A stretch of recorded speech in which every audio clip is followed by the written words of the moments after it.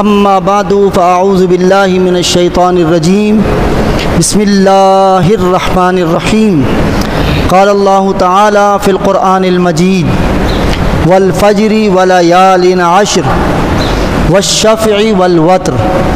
صدق اللہ خالقنا العظیم وصدق رسولہ النبی الکریم الامین ونحن علی ذلک لمن الشاہدین والشاکرین والحمد للہ رب العالمین.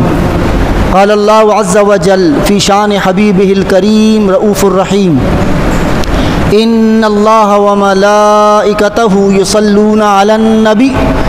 یا ایہا الذین آمنوا صلوا علیہ وسلموا تسلیما. اللہم صلی علی سیدنا ومولانا محمد وعلی آلہ واصحاب سیدنا ومولانا محمد وبارک وسلم صلاۃ و سلاما علیک یا سیدی یا سیدی یا سیدی یا رسول اللہ صلی اللہ علیہ وسلم. محترم مکرم سامعین اکرام عزیزان گرامی قدر، اللہ سبحانہ و تعالیٰ کا کروڑ شکر اور اس کا احسان ہے کہ اس ذات پاک نے ہم سب کو نبی اکرم نور مجسم صلی اللہ تعالیٰ علیہ وسلم کی امت میں پیدا فرمایا اور اپنے حبیب کریم صلی اللہ علیہ وسلم کے صدقہ پاک سے ہم سب کو ایمان اور اسلام کی دولت سے سرفراز فرمایا. احباب محترم، ماہ ذو الحج کی آج پہلی تاریخ بھی ہے اور پہلا جمعۃ المبارک بھی. تو دو ایک باتیں اس حوالے سے، یہ آیات جو ہم نے پڑھی یہ سورہ فجر کی ابتدائی 3 آیات ہیں اور اس میں اللہ سبحانہ و تعالیٰ نے ارشاد فرمایا کہ والفجر ولیال عشر، کہ قسم ہے فجر کی اور 11 راتوں کی، یعنی دن اور رات. فجر سے مراد دن ہے. پھر فرمایا والشفع والوتر، اور اس کے طاق کی بھی اور اس کے جفت کی بھی، یعنی اوڈ نمبرز اور ایون نمبرز، ان کی بھی قسم. یعنی اگرچہ وہ دن جو ہیں وہ 1 3 5 7 9 ہوں یا 2 4 6 8 10 ہوں، ان طاق اور جفت ان سب کی قسم اللہ سبحانہ و تعالیٰ نے فرمائی. تو حضرت عبداللہ ابن عباس رضی اللہ تعالیٰ عنہ فرماتے ہیں، یعنی مفسر قرآن، حبر امت، ترجمان القرآن اور عمزاد رسول اکرم صلی اللہ علیہ وسلم کے چچا زاد بھائی اور فرسٹ کزن، آپ کی روایت کو جامع البیان میں تحریر کیا گیا کہ رسول اکرم صلی اللہ علیہ وسلم کے ان چچا زاد بھائی حضرت عبداللہ ابن عباس کہتے ہیں کہ یہ جو اللہ تبارک و تعالیٰ نے فرمایا والفجر ولیال عشر، یہ جو 10 راتیں اور دنوں کی قسم اللہ سبحانہ و تعالیٰ نے کھائی، تو اس سے مراد جو ہے وہ ذی الحجہ کی 10 دن اور 10 راتیں ہیں. اور طاق اور جفت ہم نے عرض کر دیا کہ اوڈ نمبرز اور یا ایون نمبرز، طاق راتیں ہوں یا جفت راتیں، ان سب کی قسم اللہ تبارک و تعالیٰ نے فرمائی ہے. اور رسول اکرم صلی اللہ علیہ وسلم کی کئی احادیث ہیں ان ابتدائی 10 دنوں میں.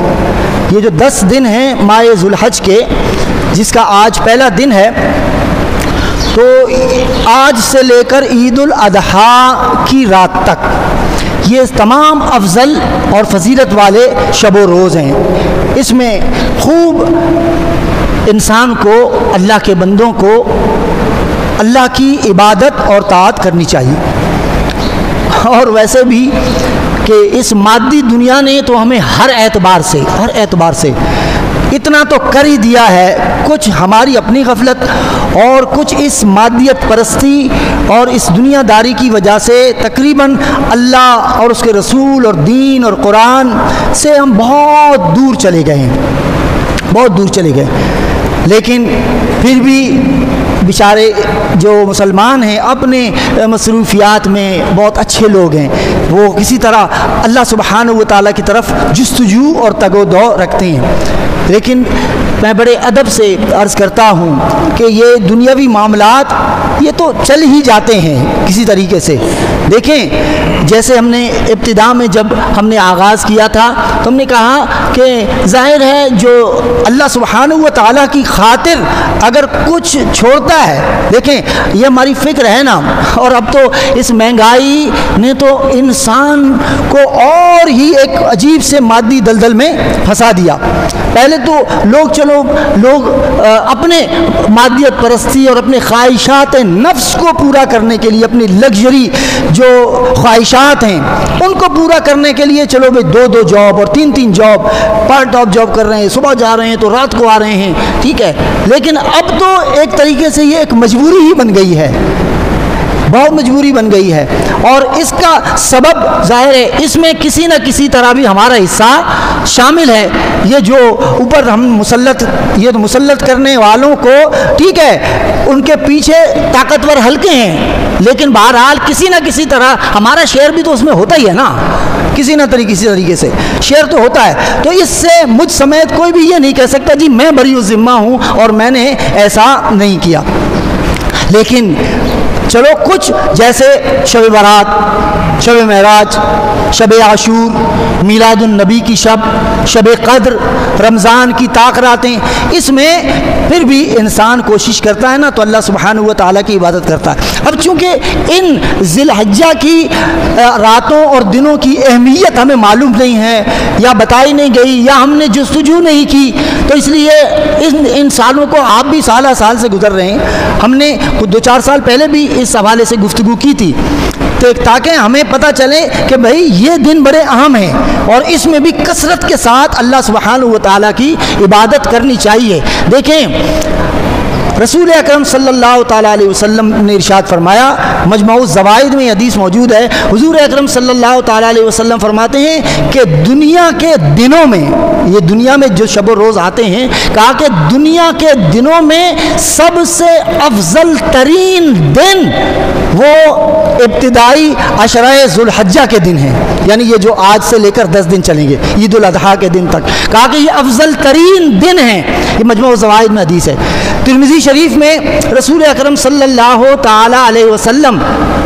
کی حدیث موجود ہے. امام ترمذی روایت کرتے ہیں کہ رسول اکرم صلی اللہ تعالی علیہ وسلم نے ارشاد فرمایا کہ اللہ تعالیٰ کے ہاں ذی الحجہ کے ابتدائی 10 دنوں سے بڑھ کر کسی اور دن کا عمل اللہ کی بارگاہ میں پسندیدہ نہیں ہے. یعنی ان 10 دنوں میں جو عمل کیے جاتے ہیں اللہ کی رضا کے لیے وہ افضل ترین اور پسندیدہ ترین اعمال ہیں جو اللہ کی بارگاہ میں مقبول ہوتے ہیں. اور پھر ایک اور حدیث میں، یہ بھی ترمذی شریف میں ہے، رسول اکرم صلی اللہ تعالیٰ علیہ وسلم نے ارشاد فرمایا اللہ تعالیٰ کو اپنے عبادت کے لیے سب سے زیادہ پسندیدہ ایام ذی الحجہ کے ابتدائی 10 دن ہیں، اور اس میں ہر دن کا روزہ 10 کو ہٹا کے ہیں، 10 ذی الحجہ کے عید الاضحیٰ کا دن ہے نا، یعنی یکم سے لے کر 9 ذی الحجہ تک. کہا کہ ہر دن کا روزہ 1 سال کے روزوں کے برابر ہے، ہر دن کا روزہ 9 ذی الحجہ تک. اور پھر اس کے ہر رات کا قیام، کہا کہ یہ لیلۃ القدر کے قیام کے برابر ہے. دن کو روزہ رکھو تو گویا 1 سال روزہ دار رہا، اور رات کو اگر قیام کیا، دیکھیے اس میں بھی پریشان نہیں ہونا چاہیے کہ رات کے قیام کا مطلب ہے آپ ساری رات بیٹھ کر جاگتے رہیں، نہیں. مطلب یہ ہے کہ اللہ سبحانہ و تعالیٰ بہت کریم ہے، بس وہ یہ چاہتا ہے کہ اس کا بندہ کسی نہ کسی طرح اس سے جڑ جائے، اس کے پاس آ جائے. یہ تو بندہ ہی ہے جو دور رہتا ہے، وہ اس کے قریب آنے کی کوشش تو کرے، کوئی محنت کرے، کوئی تگ و دو کرے، کوئی جد و جہد کرے، رات کو اٹھے. حالانکہ علماء یہ فرماتے ہیں، وہ حدیث سے یہ مفہوم لیتے ہیں، کہتے ہیں کہ اگر کوئی شخص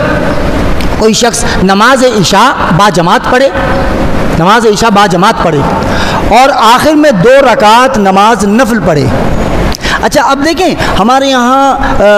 نفل کی اب تو سنت مؤکدہ کی بھی اہمیت لوگوں نے، اب ہم حیران ہوتے ہیں. یہ ایسے ہی ہے جیسے ایک دفعہ میں نے عرض کیا تھا، جیسے یہ مسئلہ پوچھتے ہیں نا کہ یہ جو سنت مؤکدہ پڑھنا ضروری ہوتا ہے، نہیں پڑھیں گے تو کیا ہوگا؟ یعنی یہ مسئلہ پوچھتے ہیں. ہم تو حیران ہوتے ہیں بھئی اس کے پوچھنے کی ضرورت ہی کیا ہے. ہم تو یہ کہتے ہیں کہ یہ بھی نہیں پوچھنا چاہیے کہ بھئی یہ نفل پڑھنا ضروری، مطلب اس کا مطلب ہے کہ اللہ کے لیے کچھ کرنا یہ بھی کوئی غیر ضروری چیز ہے کیا؟ یہ کیسی سوچ ہے کہ اللہ کا کوئی بندہ یہ کہے کہ یہ بھی کرنا ضروری ہے. جیسے حضرت پیر سید مہر علی شاہ صاحب رحمۃ اللہ تعالیٰ علیہ نے ایک بار سفر حج کے تھکان کی وجہ سے، لمبا سفر تھا، تھکان کی وجہ سے انہوں نے عصر کی نماز، حالانکہ وہ غیر مؤکدہ سنتیں، غیر مؤکدہ، سفر کی تھکان تھی تو آپ نے مطلب فرض پڑھے عصر کی نماز کے، چونکہ عصر کے پہلی جو سنتیں وہ غیر مؤکدہ ہیں، تو آپ نے تھکان کی وجہ سے وہ چھوڑ دی اور فرض پڑھ لیے اور تھوڑا سستانے کے لیے لیٹ گئے. جب لیٹے تو بس وہ ایک اونگ سی آئی اور رسول اکرم صلی اللہ علیہ وسلم کی زیارت ہوئی تو حضور علیہ الصلوۃ والسلام نے فرمایا کہ بھئی مہر علی تم نے سنتیں نہیں پڑھی؟ تو آپ نے بڑے ادب سے عرض کی کہ یا رسول اللہ صلی اللہ علیہ وسلم تھکان کی وجہ تھی اور غیر مؤکدہ سنتیں ہیں نا، تو یہ سنتیں تو غیر مؤکدہ ہیں تو اس لیے چھوڑ دیں. تو حضور علیہ الصلوۃ والسلام نے فرمایا کہ بھئی مہر علی اگر تو، یعنی وہ سید تھے نا، آل رسول تھے، یعنی کہا کہ مہر علی اگر تو میری غیر مؤکدہ ہی صحیح، جب تو میری سنتیں چھوڑے گا تو بتا پڑے گا کون؟ ٹھیک ہے. تو اسی لیے انسان کوشش کرے، اور میں نے تو کئی مرتبہ یہ بات عرض بھی کی ہے، ہم جیسے لوگوں کی تو زیادہ ذمہ داری ہے کہ یہ جو فرض ہے نا، یہ فرض، یہ تو ہے ہی فرض، یہ تو ہے ہی فرض، یہ تو ہم اپنی بچت کے لیے پڑھ رہے ہیں. اگر یہ فرض جیسے نماز فجر ہے، ظہر ہے، عصر ہے، مغرب ہے، عشاء ہے، اس کے جو 2، 3 اور 4 رکعتیں جو فرض ہیں وہ تو ہم اپنے لیے پڑھ رہے ہیں، اپنی جان بچانے کے لیے، کیونکہ نہیں پڑھیں گے تو گرفت ہوگی، اللہ پاک عذاب کا شکار کر دے گا. یہ تو ہم اپنی بچت کے لیے پڑھ رہے ہیں، باقی جو اللہ کے لیے پڑھ رہے ہیں وہ تو پھر یہی سنت اور نوافل ہے نا. اسی لیے اللہ سبحانہ و تعالیٰ نے فرمایا کہ لا یزال عبدی یتقرب الی بالنوافل، کہا کہ میرا قرب ملتا ہی نفل پڑھنے والوں کو ہے، جو نوافل پڑھتا ہے. اب آپ غور فرما رہے ہیں. تو اس لیے بعض، تو میں نے وہ مثال جو عرض کی کہ یہ ایسے ہی ہے کہ نفل پڑھنا ضروری ہے، سنت پڑھنا ضروری ہے، یہ ایسے ہی ہے کہ کسی شخص نے کہا، ایک مالدار شخص نے، ہم تو دہل گئے یقین کریں، وہ میں دوبارہ اس لیے دوہرا رہا ہوں کہ تاکہ لوگ اس بات کو سمجھیں کہ کیا وقت اور کیا زمانہ آ گیا. کسی نے یہ کہا کہ باپ کو زکوٰۃ دینا جائز ہے. یعنی یہ کوئی سوال ہے؟ یعنی بھئی تمہاری زبان جل نہیں گئی، تمہارا دل دہلا نہیں، تمہاری زبان کانپی نہیں کہ جو باپ اس نے ساری زندگی، آج تو صاحب نصاب ہے تو اس کے پیچھے سب تیرے باپ کی خدمات ہے نا، ورنہ تو پیروں پہ چل بھی نہیں سکتا تھا. باپ نے تجھے اس مقام تک پہنچایا کہ تو آج صاحب نصاب ہے، اور آج تیرے پاس یعنی باپ کی خدمت کے لیے، باپ کو دینے کے لیے صرف مال زکوٰۃ ہی رہ گیا ہے. وہ خدا کا خوف کرے. تو اسی طرح کوئی اللہ کا بندہ یہ پوچھے کہ بھئی میں نفل پڑھوں، کیا یہ ضروری ہے؟ اور رسول اکرم صلی اللہ علیہ وسلم کی سنت کے متعلق یہ کہے کہ بھئی سنت ہے، کوئی ضروری تو نہیں ہے، اور لوگ اس کی ترویج کرتے ہیں، اس کو چھوڑتے ہیں. تو اسی طرح یہ جو اعمال ہیں، اللہ سبحانہ و تعالیٰ کتنا کریم ہے. اب میں نے یہ بات اس لیے کہی کہ وہ جو نماز عشاء کے بعد جو آخر کے 2 نوافل ہیں، لوگ وہ چھوڑ دیتے ہیں، ابتدا کی 4 چھوڑ دیتے ہیں، 2 سنت مؤکدہ کے بعد والی 2 نوافل. یعنی اس کو یہ ایسے ہی ہے کہ جیسے ہمارے لوگوں نے نا درس نظامیہ کو شارٹ کورس میں تبدیل کر دیا، تو لوگوں نے نماز کو شارٹ نماز میں تبدیل کر دیا. جی شارٹ پڑھیں گے ہر چیز، یعنی دنیا میں بھی شارٹ کٹ ڈھونڈتے ہیں کہ بھئی جیک پاٹ لگ جائے کسی طرح، شارٹ کٹ، بس چھکا کوئی لگے تو بس میں راتوں رات مالدار ہو جاؤں. اور اسی طرح یہاں پر بھی کہ جنت بس جنت جو ہے نا بس مجھے مل جائے، یا تو میری طرح نعت خوانوں کو سن کر ہم رسول اللہ کے، جنت رسول اللہ کی، چلو بھائی بس میں تو جھوم کے، چونکہ میں نے سبحان اللہ کہہ کر ہاتھ اٹھا دیے تھے، اب تو میں جنت کا ٹھیکیدار بن گیا، میں جسے چاہے جنت میں دلواؤں اور جسے چاہے پڑھنے والا. اس نے کہا، سمجھے، اور وہ تو تھا ہی عاشق رسول، عشق رسول میں نوٹ لے کر وہ عشق رسول جتلا رہا تھا. اب آپ سمجھے. تو وہ اگر کوئی شخص نماز عشاء پڑھ کر وہ جو آخر کی 2 نفلیں ہیں وہ ہیں تو نماز عشاء کا حصہ ہی نا 17 رکعتوں کا، تو وہ آخر کی 2 رکعت نفل پڑھے، پھر صبح اٹھے اور فجر کی نماز باجماعت پڑھے، تو علماء فرماتے ہیں رسول اکرم صلی اللہ علیہ وسلم کی ایک حدیث سے یہ متبادر ہوتا ہے کہ اس نے نماز عشاء کے آخر میں 2 نفل پڑھے، باجماعت نماز عشاء پڑھی، آخر کے 2 نفل پڑھے، اب صبح اٹھ کر اس نے نماز فجر پڑھی باجماعت، تو اللہ تبارک و تعالی اسے پوری رات جاگنے کا ثواب مرحمت فرما دے گا۔ اللہ تو اتنا کریم ہے،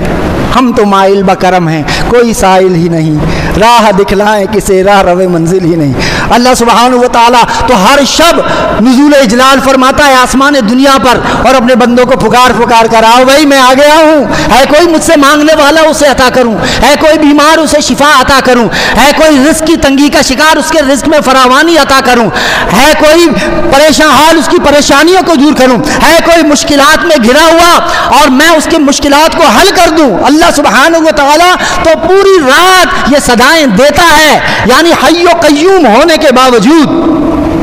وہ تو صدا دے رہا ہے، لیکن اس کا بندہ جو سراپا محتاج ہے وہ اس کی بارگاہ میں حاضر ہونے کے لیے تیار نہیں ہے، کہتا ہے لیکن ہو جائے میرے کام سارے، امام صاحب کچھ ہو نہیں رہا، حالات تنگ ہیں، فلاں ہو گیا، ارے امام صاحب کو چھوڑو، وہ جو امام صاحب کا بھی رب ہے آپ کا بھی رب ہے، وہ جب آپ اس کی بارگاہ میں آئیں تو دیکھو امن یجیب المضطر اذا دعاہ ویکشف السوء، اے پریشان حال، اے مضطرب دل والے، اے مصیبتوں میں گھرے ہوئے، اے مشکلات کا شکار، اے مہنگائی کا رونے والے، اے رزق کی تنگی کے شکار، اے پریشان حال، اے مضطرب بندے، ایک ہی تمام اضطراب دور کرنے والا، بے چینیاں دور کرنے والا، مشکلات حل کرنے والا، پریشانیوں کو ٹالنے والا وہ رب ذوالجلال کی ذات ہے، ہر برائی کو وہی ٹالتا ہے، تو اس کی بارگاہ میں آ، وہ تو کہہ رہا ہے امن یجیب المضطر، ارے دل مضطرب کی صدا میرے سوا کون سنتا ہے، تو آ تو صحیح میں تیرے سب غم دور کر دوں گا، سارے غم ٹال دیتا ہے۔ اور یقین کریں آپ تو مسلمان ہیں، آپ خود کبھی دیکھیں کہ کتنی راحت اور کتنی فرحت ہوتی ہے کہ جب انسان پریشان حال ہو بیٹھ جائے، مسجد میں آ جائے، اپنے گھر میں ایک طرف بیٹھ کر صرف ایسے کہے مولا تیرے سوا میرا ہے کون ہے، میں پریشان حال ہوں، تو ہی میری پریشانیاں ٹالنے والا ہے۔ آپ یقین کریں، آپ پریکٹیکلی بھی اس کو دیکھیں اور آپ جانتے ہیں اللہ سبحانہ و تعالیٰ، آپ صرف اتنا کہہ دیں مولا تیرے سوا میرا کون ہے،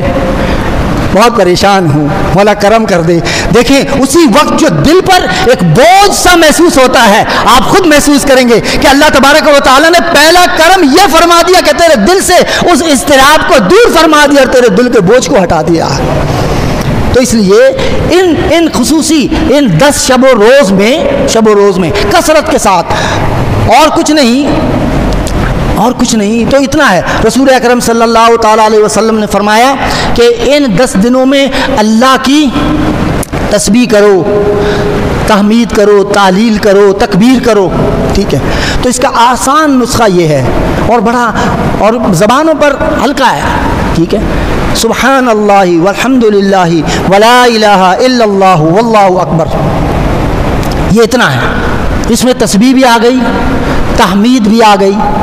تحلیل بھی آ گئی اور تکبیر بھی آ گئی، اور یہی حکم رسول اکرم صلی اللہ تعالیٰ علیہ وسلم کا ہے۔ تسبیح کا معنی سبحان اللہ،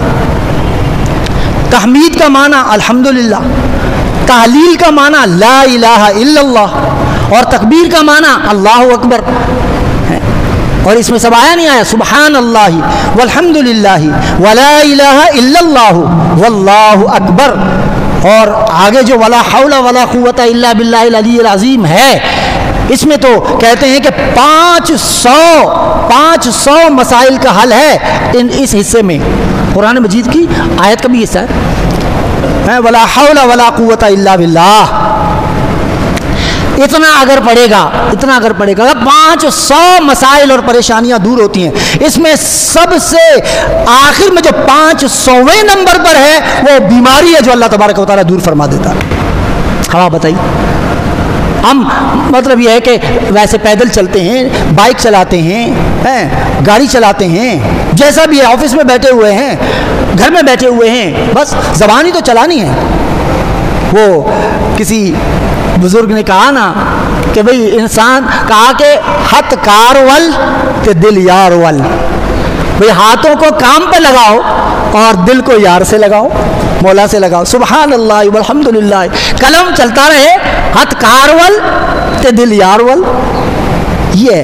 تو یہ ابتدائی 10 شب و روز جو ہیں، دن اور راتیں، یہ اللہ کی بارگاہ میں بہت محترم ہیں، مقدس ہیں، اللہ تبارک و تعالیٰ نے اس کی قسمیں کھائی ہیں۔ تو یہ وہ تھے فضائل اس عشرہ ذی الحجہ کے جو ہم نے آپ کے گوش گزار کیے، اور ہم امید رکھتے ہیں کہ آپ جیسے اچھے بھلے اور نیک لوگ وہ ضرور کم از کم اتنا تو یہ ہے کہ تیسرا کلمہ تو پڑھ ہی لیں گے، دن بھر میں 100 مرتبہ پڑھ لیں، چلتے پھرتے پڑھ لیں، بیٹھ کے پڑھ لیں، لیکن پڑھیں ضرور تاکہ آپ کو ان شب و روز کی فضیلت حاصل ہو جائے۔